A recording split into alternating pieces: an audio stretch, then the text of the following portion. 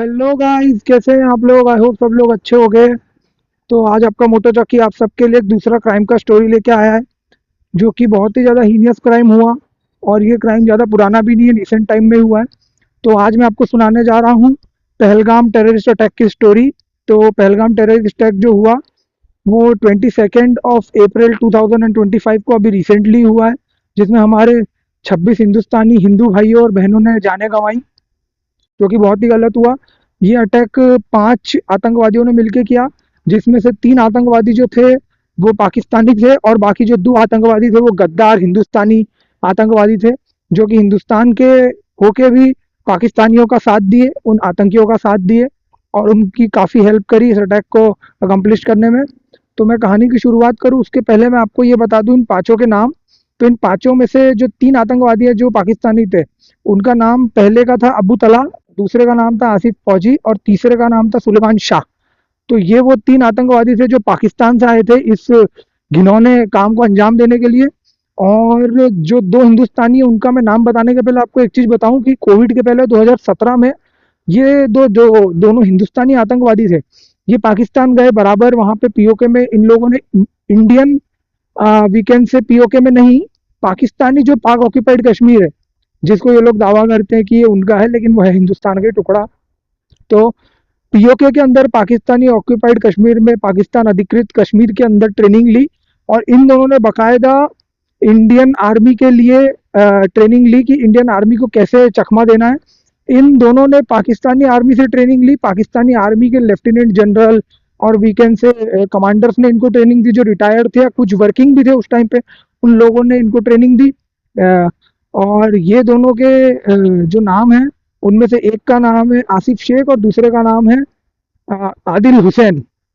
मैं आपको एक चीज़ बताऊं कि आप शायद सोच रहे होंगे कि मैं नाम गलत ले रहा हूं या नाम मैं कुछ दूसरे ले रहा हूं, लेकिन मेरा विश्वास मानिए, as per the latest reports यही इनके असली नाम है। और दूसरा ये भी है कि इनके असली नाम तो ये नहीं है, पर इस वक्त पे जो इनके नाम सामने आ रहे हैं वो यही नाम है, क्योंकि ये मिशन टू मिशन अपने नाम चेंज करते हैं। आप विश्वास मानिए, आप 5 न्यूज़ चैनल बदलेंगे, 5 न्यूज़ चैनल पे 5 अलग अलग आपको नाम सुनने को मिलेंगे। तो इन लोगों का काम करने का तरीका ऐसा ही होता है, कोई फिक्स नाम पे काम नहीं करता है, सबके अलग अलग नाम होते हैं, निकनेम होते हैं सबके ही। तो इसके लिए शायद नाम में चेंज हो सकता है। तो जिस ग्रुप ने इसको वीकेंड से क्लेम करा इस अटैक को, वो ग्रुप एक सब्सिडरी ग्रुप है जैश का, जैश ए मोहम्मद। और जैश ए मोहम्मद नहीं, माफ करिएगा, लश्कर ए तोयबा का, जिसका हेड जो है वो हाफिज सईद है। तो इसको जो ग्रुप ने क्लेम किया है वो है टीआरएफ। अब टीआरएफ का जो फुल फॉर्म है द रेजिस्टेंस फोर्स। ये जब बनी थी 2019 में, जब 370 आर्टिकल को हटाया गया, उस वक्त पे इसका गठन हुआ, क्योंकि हाफिज सईद को पता था कि उसका जो टेररिस्ट ग्रुप है लश्कर ए तोयबा, उसका जो फंडिंग का सारा रूट है और जो फंडिंग का सारा मोड है वो बंद हो गया, क्योंकि लश्कर ए तोयबा इंटरनेशनल टेररिस्ट ग्रुप घोषित कर दिया गया था यूएन और जितने भी वीकेंड से इंटरनेशनल कंट्रीज थे इनके द्वारा, जिस वजह से उसको एक ये नया ग्रुप फॉर्म करना पड़ा। और ये आजकल बहुत ही ज़्यादा कॉर्पोरेटाइज हो चुका है टेररिज्म भी। इन लोगों को पता है कि मेरे को सिर्फ एक नाम चेंज करना ऑर्गेनाइजेशन का, ये वही बात है कि रिश्ता वही सोच नहीं, ये वही है, आप विश्वास मानिए। थोड़ा सा सरकास्टिक लग रहा है, लेकिन इनका काम करने का तरीका वैसा ही है। ये सिर्फ नाम चेंज कर देते हैं, काम सारा इनका वही रहेगा। और ये हाफिज सईद जो है वो भी एक टेररिस्ट घोषित हो चुका है इंटरनेशनल। तो उसमें ये लोग क्या करते हैं कि एक इसका दूसरा चीफ अपॉइंट कर देते हैं एज अ सीईओ, आप बोल सकते हो, मतलब बहुत ही ज्यादा कॉर्पोरेटाइज हो चुका है। तो ये जो क्लेम करा गया है वो टीआरएफ के द्वारा करा गया है। अरे, इतना अंधेरा कैसे हो गया? तो ये जो है ये टीआरएफ के द्वारा करा गया है।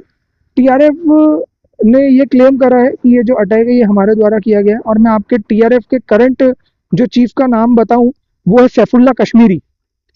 नाम भी इसका जानवर जैसा और ये आदमी भी जानवर है, सैफुल्ला कश्मीरी। बहुत ही ज्यादा बर्बरता बरतने वाला इंसान है ये। मैं उसका फोटो भी शायद अटैच करूंगा, आप देखिएगा कि फोटो में भी ये कितना जाहिल जानवर लग रहा है। इन जाहिलों को जरा सी भी समझ नहीं है कि ये जो कर रहे हैं वो जिहाद नहीं है। इससे इन लोगों को लगता है कि इन्हें हूरें मिलेंगी, दूध से नहलाया जाएगा, पर ऐसा कुछ भी नहीं है। और ये बस जो ब्रेन वॉश कर सकते हैं जिन लोगों का, उन लोगों का ब्रेन वॉश करते हैं, और उन गंवारों को भी इतनी अक्ल नहीं होती और वो ऐसे अटैक कर देते हैं। बाद में जब मरते हैं तब इनको समझ में आता है। मरने के बाद क्या समझ में आएगा, इनको ट्रेनिंग उस हिसाब से दी जाती है, इनका ब्रेन उस हिसाब से वॉश करा जाता है कि इन लोगों को पहले दिन ही बता दिया जाता है कि तुम खुदा की लड़ाई लड़ रहे हो। जबकि खुदा बोलता ही नहीं है कि मेरी लड़ाई है, खुदा की लड़ाई खुद लड़ने के लिए उसमें इतनी हिम्मत है। लेकिन ये लोग इतने ज्यादा जाहिल और गिरे हुए हैं कि इन लोगों को बताया जाता है कि तुम खुदा की लड़ाई लड़ रहे हो, हमारे मुसलमान भाइयों को वहां पे मारा जा रहा है। अब आप एक बार सोचिए कि पाकिस्तान में खुद अभी तक मेरे अंदाजे से 102 से लेकर के 104 मस्जिदों के अंदर बम ब्लास्ट हुए, 104 मस्जिदों के अंदर धमाके हुए। तो वहां पे हिंदू नमाज पढ़ रहे थे या मुसलमान नमाज पढ़ रहे थे, इन जाहिल गवार से एक बार पूछिए, और इनके जितने भी आका हैं उनसे जाके आप पूछिए। तो ये सिर्फ एक, मैं बोलता हूँ, कट्टरवादी सोच नहीं है, पागल है एक तरीके से। इनको सिर्फ और सिर्फ लोगों को मारना है और कुछ नहीं है, सिर्फ मारना है इन लोगों को। बहरहाल मैं आपको कहानी सुनाऊं, और कहानी की शुरुआत करता हूँ। मैं आपको पांचों के नाम तो बता ही चुका था। तो इन पांचों में से जो तीन आतंकवादी थे जो पाकिस्तानी थे, वो लोग आए थे पिछले अक्टूबर में। अक्टूबर 2024 में ये हिंदुस्तान आ गए थे। हिंदुस्तान आए और आने के बाद ये अपने दोनों जो इंडियन गद्दार थे, गद्दार आतंकवादी बोल सकते हैं अपन, या हिंदुस्तान के जो दुश्मन थे, उन दोनों के पास आके रहे घाटी में नीचे, क्योंकि उस वक्त पर घाटी में ऊपर बर्फ जमी हुई थी और वहां पर उस टाइम पे कोई भी टूरिस्ट भी नहीं था और कोई मोड ऑफ ट्रांसपोर्ट भी एज ऑफ नाउ अवेलेबल नहीं था। मतलब पैदल चलने की भी वहां पे प्रॉब्लम थी।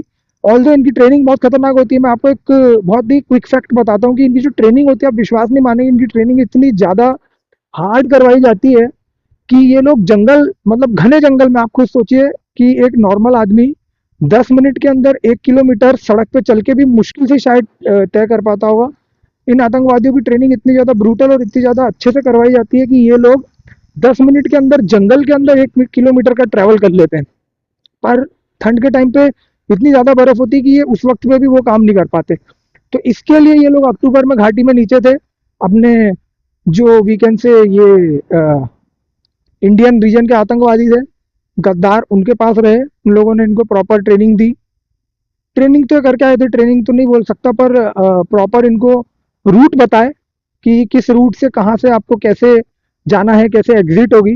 क्योंकि ये जो तीनों आतंकवादी, इनके साथ में इन दोनों आतंकवादियों को भी भागना था वापस। इनका जो दिल से इनका मुल्क है पाकिस्तान, जो आज के टाइम में भिखारिस्तान हो चुका है, उसमें जाना था। पर इन लोगों ने उनको भी ये रूट बताया, क्योंकि आखिरी टाइम पे यदि अगर ये लोग अलग भी होते हैं किसी कारणवश, यदि अगर इनको अलग अलग डायरेक्शन में भागना पड़ता है, तो भी ये अपनी मंजिल पे तो पहुंच जाएं, जो कि इनकी मंजिल है इनका पाकिस्तान। पर इंडियन आर्मी पे मेरे को पूरा भरोसा, और इंडियन इंटेलिजेंस पे भी, कि वो जो है इनको इनकी मस्जिद मस्जिद नहीं, इनको इनकी मंजिल पर जरूर पहुंचाएंगे। जो इनकी मंजिल है वो है इनका खुदा का घर, वहां जरूर पहुंचाएंगे। ऊपर से इनका खुदा भी देखता होगा तो हंसता होगा कि जाहिल, तू कर क्या रहा है। तो ये कहानी की शुरुआत में आपको बता दिया कि ये लोग अक्टूबर में 2024 में आए थे, हिंदुस्तान में नीचे थे। उसके बाद लास्ट जो फरवरी था ये 2025 का, उसमें इन लोगों ने वापस से घाटी में ऊपर चढ़ना शुरू किया, क्योंकि जब से गर्मी आना थोड़ी सी स्टार्ट हो गई थी, बर्फ पिघलने लगी थी, ये ऊपर जाना स्टार्ट किए। उसके बाद इन लोगों ने क्या करा कि वहां पे जब ये वापस ऊपर चढ़ना स्टार्ट हुए, वैसे वो जो तीन पाकिस्तानी थे वो तो एक भी गैजेट अपने साथ में नहीं लाए थे, लेकिन जो दो इंडियन रीजन के भी पाकिस्तानी थे और टेररिस्ट थे जो इंडियन रीजन के, वो दोनों भी अपने साथ एक भी गैजेट नहीं लेके गए, और ये पांचों without a single gadget travel कर रहे थे। एक भी गैजेट इन लोग के पास में नहीं था, इलेक्ट्रॉनिक गैजेट, जिस वजह से ये लोग ट्रेस हो पाए जंगल के अंदर। इनके पास थे तो सिर्फ हथियार और एक बेवकूफ दिमाग, जिसका इन लोगों ने पूरा इस्तेमाल किया बेवकूफ़ी करने में। और ये सिर्फ अपने पास हथियार रखते हैं, क्योंकि इनका तरीका यही है कि अपने पास हथियार रखो, जितने ज़्यादा लोग उनको मारो। तो बहरहाल ये अपने पास सिर्फ वेपन रखते हैं। इनकी ट्रेनिंग जो हुई थी, मैंने आपको बताया कि 10 किलोमीटर 10 मिनट के अंदर 1 किलोमीटर चलने की प्रॉपर इनको ट्रेनिंग दी जाती है। उसके बाद मैं आपको बताऊं कि अभी तक जो रिपोर्ट आ रही है इंटेल की तरफ से, इंटेलिजेंस वीकेंड से डिपार्टमेंट की तरफ से इंडिया के, वो ये है, पहली एक रिपोर्ट तो ये है कि ये लोग जो अमरनाथ की यात्रा है, उसका जो सबसे मेन वीकेंड से बेस कैंप है और जहां से वो स्टार्ट होती है वो पहलगाम ही है। तो इन लोगों ने सोचा था कि उस वक्त पर हमको हमला करना है। और दूसरा इनका टारगेट था कि पहलगाम में हम टेररिस्ट पे, टेररिस्ट नहीं, टूरिस्ट के ऊपर हमला करेंगे। टेररिस्ट ये तो ये खुद जाहिल थे, टूरिस्टों के ऊपर हमला करेंगे। तो इन लोगों ने अभी ये चीज़ डिसाइड करी कि हमको अभी हमला करना है, क्योंकि अमरनाथ को होने में काफ़ी टाइम बचा हुआ था। लेकिन इनके जो आका हैं, उन आकाओं ने बोला कि नहीं, तुम अटैक कर दो, इस वक्त पे ही कर दो। उस वक्त पे दूसरा अटैक करेंगे। लेकिन वो मेरे को पूरी बात पता है कि इंडियन आर्मी होने नहीं देगी वैसा। तो ये लोग का पहला प्लान तो था कि ये लोग को अमरनाथ के टाइम पे अटैक करना है, और दूसरा प्लान इनका ये था कि इन लोगों को अभी अटैक करना है। तो दूसरा प्लान इन लोगों ने एग्जीक्यूट कर दिया कि इन लोगों ने अभी ही अटैक कर दिया। एक नंबर के बेवकूफ। इंडियन आर्मी इनको नहीं छोड़ेगी, ये कंफर्म बात है।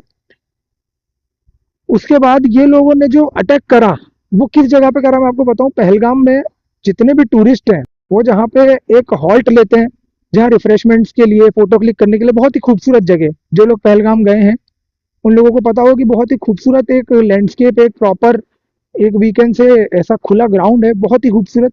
जहाँ पर बहुत सारे वेंडर्स की दुकानें भी हैं, छोटे छोटे रेस्टोरेंट भी हैं, जहाँ पर वो लोग खाने पीने का आइटम बेचते हैं, जहाँ पर टूरिस्ट रुक के फोटोज क्लिक करते हैं, थोड़े रिफ्रेशमेंट्स लेते हैं, थोड़ा क्वालिटी टाइम स्पेंड करते हैं नेचर के पास। और वहाँ पे भजिया भी मिलता है, वहाँ पे मैगी भी मिलता है। ये सब चीज़ों को एंजॉय करते हैं नेचर के एक सीन के साथ। तो इन जाहिल दरिंदों ने वही जगह चुनी कि वहाँ पर हमको बहुत सारे शिकार एक साथ मिल जाएंगे। क्योंकि ऐसे तो अलग अलग जगहों पर टूरिस्ट के ग्रुप बने रहते हैं, ग्रुप अलग अलग जगहों पर रहते हैं। लेकिन वो एक ऐसी स्पॉट थी जहाँ पे बहुत सारे ग्रुप आके रुकते हैं। वहाँ पे वो भी होता है। आपने शायद एक वो झूला देखा होगा जिसके अंदर आपको रोप से बांध दिया जाता है और दूर से आपको छोड़ा जाता है। तो आप एक रोप के ऊपर ऐसी गरारी लगी रहती है जिसके थ्रू आप लटकते हुए दूसरे एंड पे जाते हो। उसका नाम जिसको भी पता हो कमेंट कर दीजिएगा। बहुत ही मदद होगी दूसरे लोगों को उस बारे में जानने में कि वो किस चीज़ को बोला जाता है। अब लोगों के ऊपर हमला तो इन लोगों ने कर दिया, 26 लोगों को मार दिया। लेकिन 26 के अलावा इन लोगों ने जख्मी भी बहुत लोग को करा, क्योंकि ये एक प्रॉपर मैसेज देना चाहते थे इंडिया में। और ये बहुत ज़्यादा दंगा फसाद भी करवाना चाहते थे दोनों समुदाय में, हिंदू और मुसलमानों में। क्योंकि इन लोगों ने मारा ना धर्म पूछ पूछ कर हिंदुओं को, उन लोगों के कपड़े उतरवा के देखे कि किसी का खतना हुआ है कि नहीं। जिसका नहीं हुआ उसको गोली मार दी। बहुत सारे हिंदुओं ने वहां पे चालाकी दिखाते हुए मुसलमानों का कलमा जो था वो वहां पे रिपीट कर दिया, जो बाकी मुसलमान भाई उनके पढ़ रहे थे। तो वो लोग बच गए। बहरहाल 26 लोगों को तो इन लोगों ने मार दिया। उसके बाद जब ये अटैक करा तो इन लोगों ने ओपन फायर करा। ये नहीं देखा कि गोली किसको लग रही है। जब इन्होंने किसी को भी नहीं देखा कि वो हिंदू था, कि वो मुसलमान था, कि वो क्रिश्चियन था। इसमें दो तीन अलग अलग नेशनैलिटीज के लोग भी मरे, मैं आपको बताऊं। सिर्फ इंडियंस ही नहीं मरे। तो मतलब ये कितने बड़े जाहिल हैं, आप एक बार सोच के देखिएगा। तो फिर मैं आपको आगे की स्टोरी सुनाता हूँ। और एक जो न्यू ट्रेंड आजकल आ गया है टेररिस्ट कम्युनिटी में, आप देखिए ये कितना ज़्यादा स्ट्रीमलाइन कर चुके हैं अपने टेररिस्ट अटैक को और अपने एग्जीक्यूशन को। अब इन लोगों में एक नया ट्रेंड आ चुका है। जैसे कपड़ों का ट्रेंड आता है, जैसे मार्केट के अंदर किसी स्टॉक का ट्रेंड आता है, वैसे ही इन लोगों में भी एक नया ट्रेंड आ चुका है कि बॉडी कैम यूज करते हैं आजकल। ये या तो अपने हेलमेट पे, या तो अपनी बॉडी पे, चेस्ट पे, या तो फिर अपने वेपन के ऊपर कैमरा लगा के शूट करते हैं, उसको प्रॉपर शूट करते हैं। जैसे बहुत ही दिलेरी वाला काम कर रहे हैं, बुजदिल डरपोक।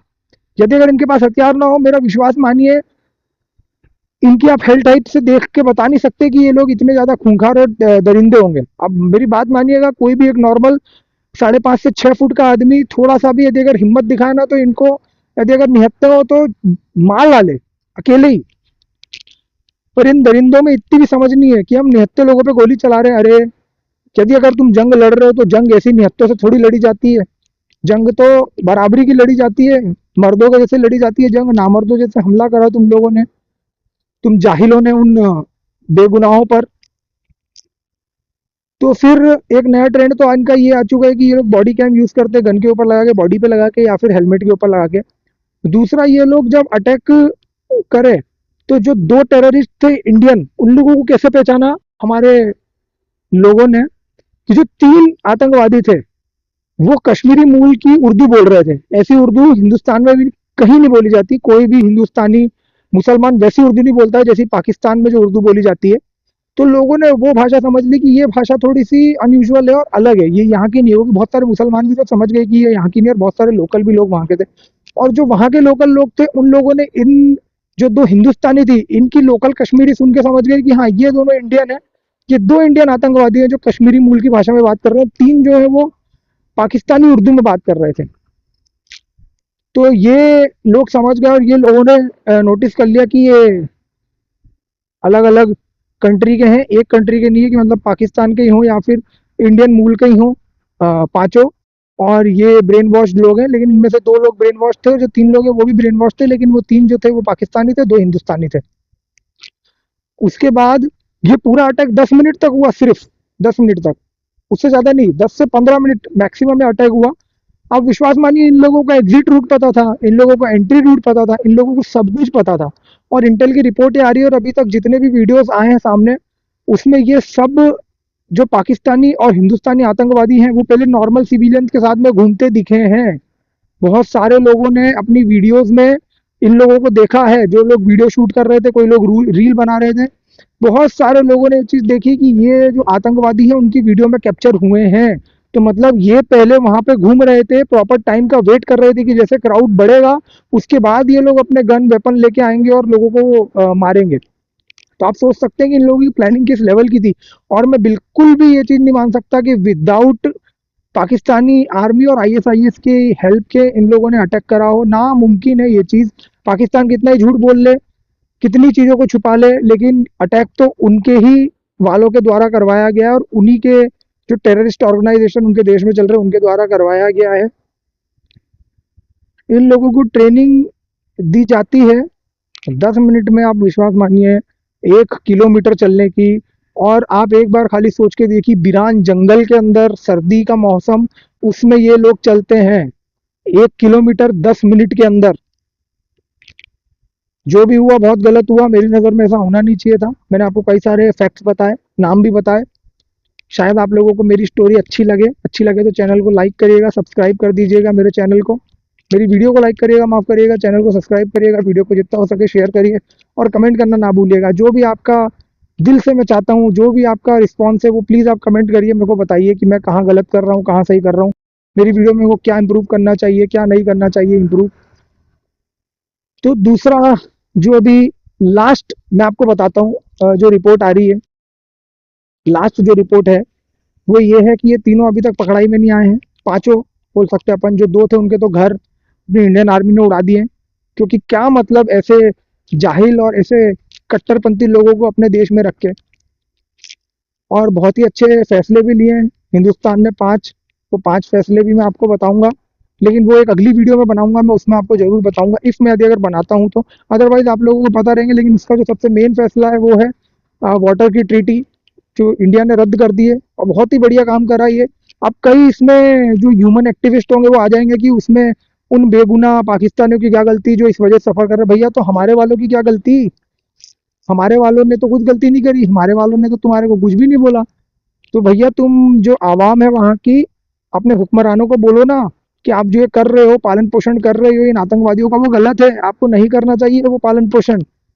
आप लोग आवाज नहीं उठाओगे तो कैसे चलेगा? हमारे हिंदुस्तान में तो हम किसी चीज के प्रति आवाज उठाते हैं तो हमारा तो काम होता है।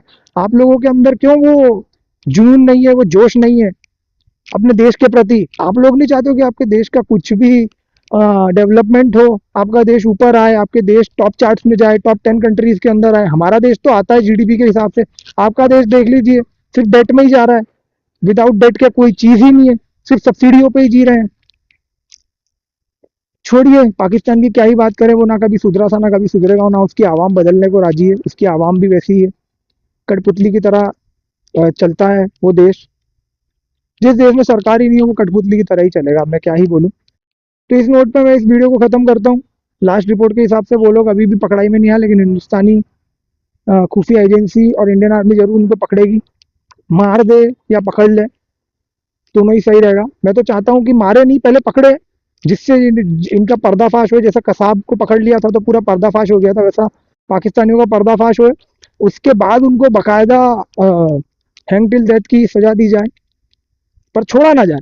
कुछ भी हो जाए, किसी भी जिंदा मुर्दा कैसे भी पकड़े, और मेरे को पूरा भरोसा है हमारी इंडियन आर्मी पकड़ेगी। तो ये थी पुलवामा अटैक की कहानी। अगली वीडियो में मैं आपसे मिलूंगा किसी और नई कहानी के साथ।